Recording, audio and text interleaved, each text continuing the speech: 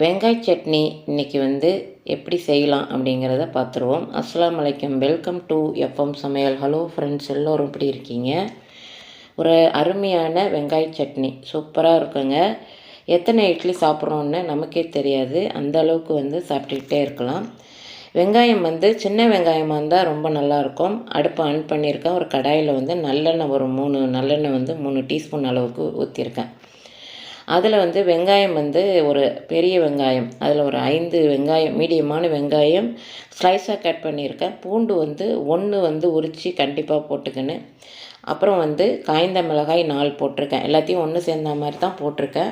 போட்டு வதக்கிக்கின்னு கருவேப்பிலையும் இதில் 2 கொத்த அளவுக்கு போட்டு அதையும் சேர்த்து வதக்கிக்கின்னு.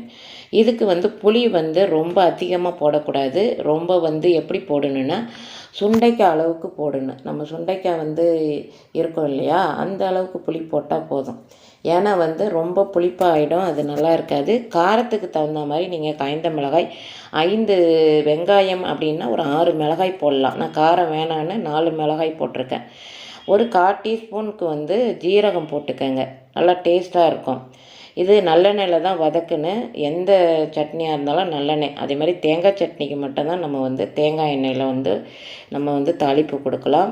இல்லைன்னா குக்கிங் ஆயிலில் தாளிப்பு கொடுக்கலாம். மற்ற தக்காளி, கார சட்னி, மற்ற சட்னிக்கெல்லாம் நல்லெண்ணெயில் நம்ம செய்யும் போது அவ்வளோ டேஸ்ட்டாக இருக்கும்.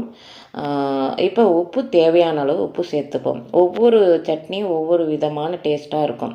இப்போ ஆனியன் சட்னி அது ஒரு டேஸ்ட்டாக இருக்கும், சூப்பராக இருக்கும். ஆனால் புளி மட்டும் கொஞ்சமாக போட்டுக்கோங்க. ரொம்ப ஒரு சுண்டைக்கு அளவுக்கு போட்டால் போதும்.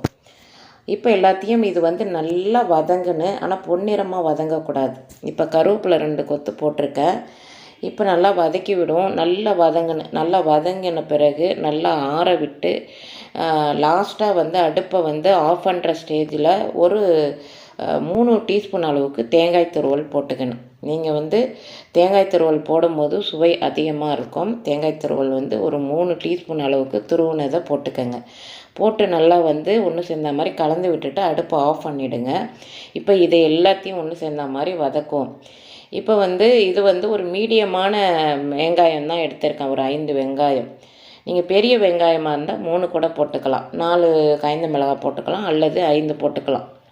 நான் 4 மட்டும் போட்டுக்கிட்டேன். எல்லாம் கரெக்டாக இருந்துச்சு எனக்கு. ஆனால் உங்களுக்கு காரம் அதிகமாக வேணும்னா நீங்கள் கூட போட்டுக்கோங்க. இப்போ அடுப்பை ஆஃப் பண்ணுற ஸ்டேஜ். இப்போ ஒரு 3 டீஸ்பூன் அளவுக்கு தேங்காய் துருவலை போட்டிருப்போம். போட்டுட்டு இது ஒன்று சேர்ந்த மாதிரி கலந்து விட்டுட்டு அடுப்பை ஆஃப் பண்ணிடணும். ஏன்னா தேங்காய் துருவல் போடும்போது அந்த ஹீட்டுலேயே நல்லா வதங்கி வந்துடும். அதனால் ரொம்ப நேரம் வதக்கணுன்னு அவசியம் இல்லை. இதை அடுப்பை ஆஃப் பண்ணிவிடுவோம். அடுப்பை ஆஃப் பண்ணிவிட்டு நல்லா அந்த ஹீட்டுலேயே நல்லா கலந்து விட்டுடுவோம். ஏன்னா அதிகமான தேங்காய் நம்ம சேர்க்கலை இதில். அதனால் நல்லா கலந்து விட்டுட்டு ஆற விட்டுட்டு மிக்ஸி ஜாரில் ஆற விட்டு தாங்க அரைக்கணும். ஆற விட்டு நம்ம அரைச்சிடுவோம். ஆனால் ஆற விட்டு அரைக்கும் போது நல்லா அரைச்சிட்டு அப்புறமா தண்ணி விடுங்க. இப்போ தேங்காய் அரைக்கிறோம் ஒரு குழம்புக்குன்னா, தேங்காவை அரைக்க விட்டுட்டு அப்புறம் தண்ணி விடணும். அதே மாதிரி எந்த சட்னியாக இருந்தாலும் அரைக்க விட்டுட்டு ஒரு 1/4 டம்ளரோ இல்லை 1/2 டம்ளரோ தண்ணி விட்டு, அதிகமாக நம்ம தண்ணியும் விடக்கூடாது. நம்ம அரைச்சிட்டு வந்துடுவோம். இப்போ இதுக்குள்ளே தாளிப்பு கொடுத்துருவோம். அடுப்பை ஆன் பண்ணியிருக்கேன். நல்லெண்ணெய் தான் விட்டுருக்கேன். ஒரு 3 டீஸ்பூன் 4 டீஸ்பூன் கொடுங்க.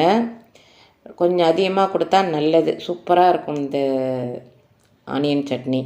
இப்போ உளுத்தம்பருப்பு, கடுகு ஒரு 1/2 டீஸ்பூன் போட்டு நம்ம கருவேப்பிலையும் போட்டு தாளிப்பு கொடுத்து நல்லா கடுகு பொரிஞ்சு வந்ததும் நம்ம கருவேப்பிலையை கொடுக்கணும். கருவேப்பிலையை நல்லா பொரிஞ்சு வரணும்.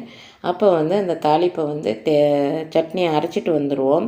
தாளிப்பு கொடுத்துட்டு அடுப்பை ஆஃப் பண்ணிடணும். நல்லா பொரிஞ்சு வந்தோடனே நம்ம அடுப்பை சிம்மில் வச்சே கரெக்ட் பண்ணி நம்ம நல்லா பொரிஞ்சு வந்தோடனே அடுப்பை ஆஃப் பண்ணிடணும். இப்போ மிக்ஸி ஜாரில் அரைச்சிட்டு வந்துட்டேன். இப்போ இதை ஒரு பவுலில் ஒரு கிளாஸ் பாத்திரத்தில் மாற்றிக்கிறேன்.